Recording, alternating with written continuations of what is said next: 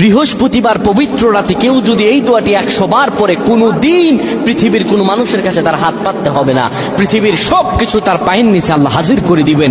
দারিদ্রতা থেকে মুক্তি দান করবেন, বিপদ আপদ থেকে মুক্তি দান করবেন, তার সম্মানকে সুউচ্চতা দান করবেন, অসুস্থতা থেকে দূরে রাখবেন।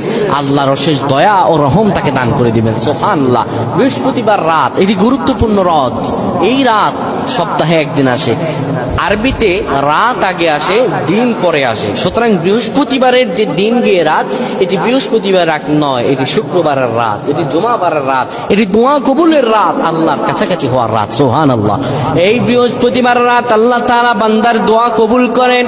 কেউ যদি বৃহস্পতিবার রাতে ঈশা নামাজের পরে পবিত্র হয়ে ইয়া হাইয়ু ইয়া হাইয়ু ইয়া হাইয়ু ইয়া রফিয়ু ইয়া রফিয়ু ইয়া রফিয়ু এই দোয়াগুলো পড়তে পারে 100 বার, আল্লাহ রাব্বুল আলামিন তার মর্যাদা বৃদ্ধি করে দিবেন।